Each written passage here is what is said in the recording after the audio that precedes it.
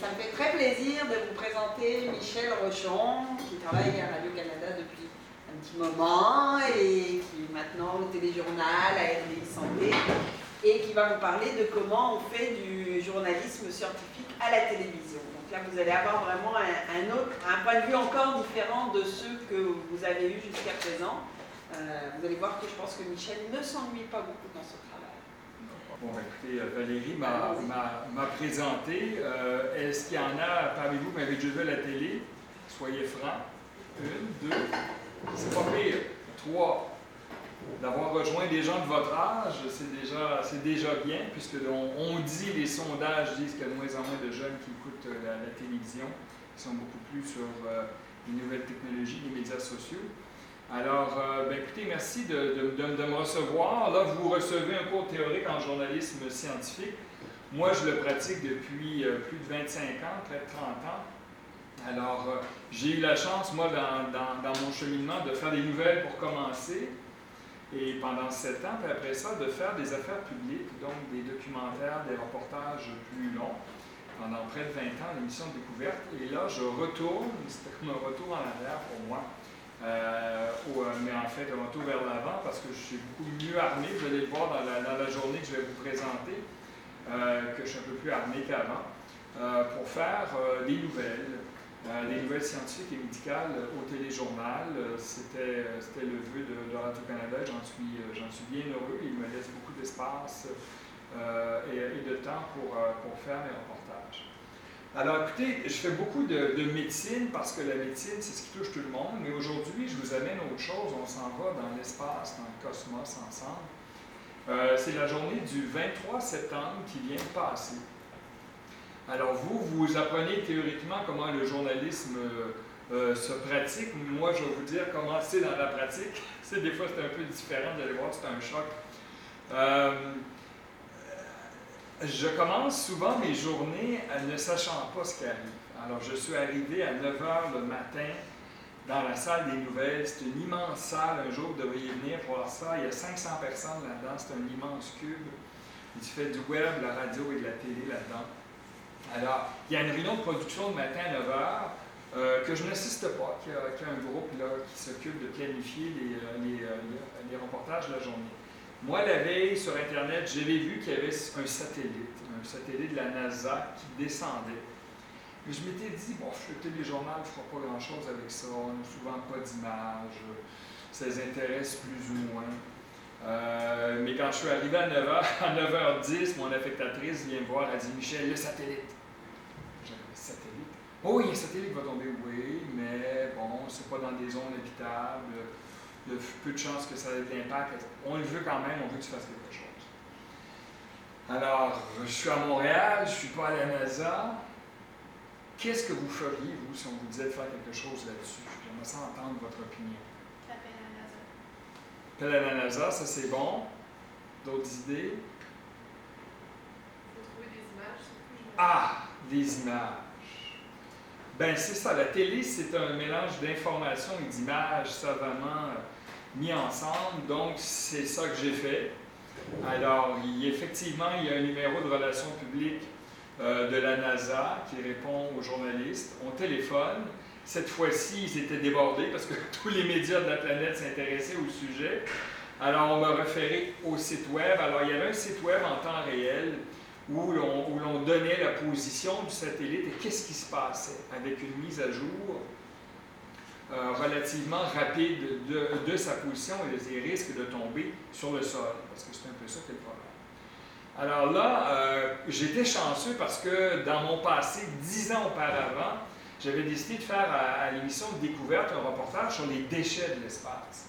Saviez-vous que à partir de la surface de la Terre à la 2000 km en hauteur, c'est une poubelle. Il y a des dizaines de millions de fragments de fusées, de satellites qui rentrent en collision l'un envers l'autre et qui ont créé un immense nuage.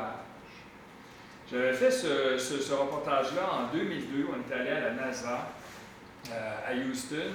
Donc, je connaissais les chercheurs et j'avais du visuel. Alors, je suis parti en courant, je suis monté au 6e étage de l'édifice, nous on est au premier. où il y a l'émission Découverte. Je vous raconte ça parce que c'est fou comme ça, là. Ça va très très vite. Je vais vous montrer la rapidité d'exécution. Alors là, il est à peu près 9h30. J'ai déjà contacté la NASA. Ils ont un tout petit peu de visuel, mais pas beaucoup. Je monte en haut, je vais à Découverte.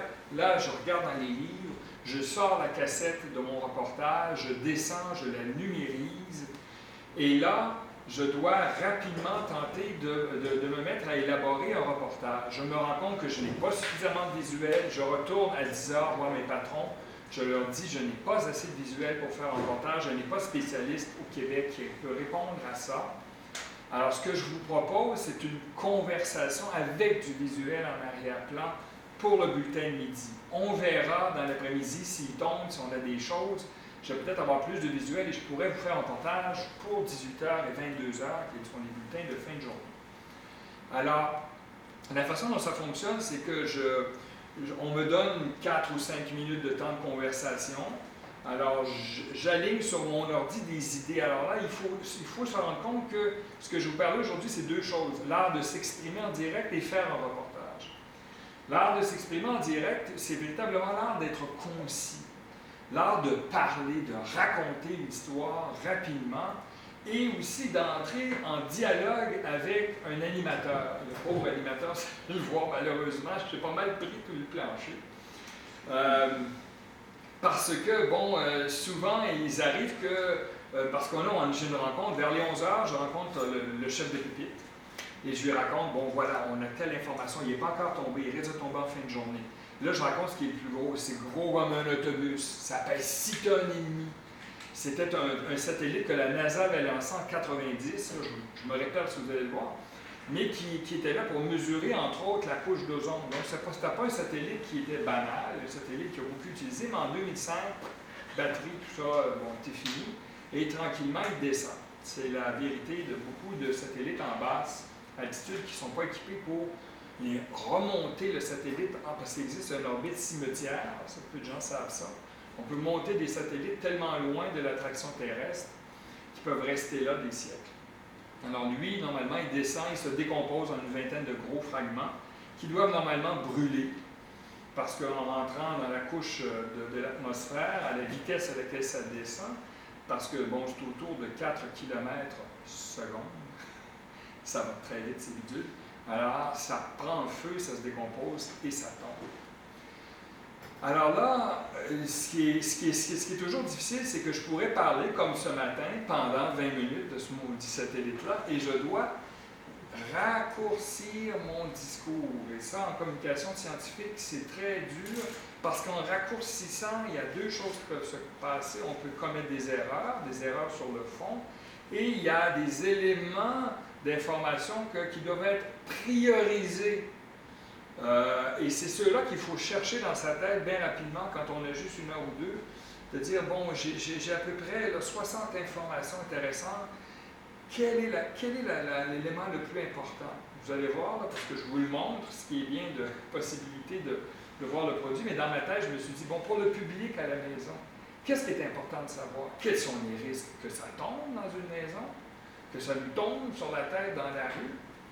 Le risque est calculé, la NASA fait des calculs, je ne vous les donne pas tout de suite, on va les voir.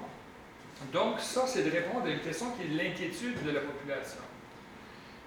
On aurait pu décider, face aux statistiques de la NASA, de ne pas faire le reportage, parce que vous allez voir, les statistiques sont minimes, infimes, mais effectivement, la réalité a fait en sorte que c'est tombé quelque part dans l'eau.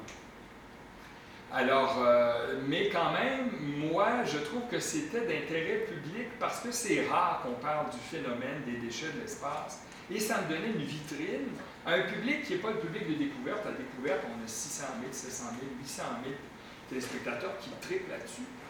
Moi, je me suis dit, ben là, j'ai un autre public qui n'est peut-être pas conscient de ça. Et si je peux amener un peu d'informations à ce niveau-là, peut-être que les gens vont soudainement prendre conscience de l'importance du phénomène, parce que le phénomène, il risque de se reproduire. Et peut-être qu'un jour, ça va effectivement tomber sur la Terre. C'est déjà arrivé d'ailleurs.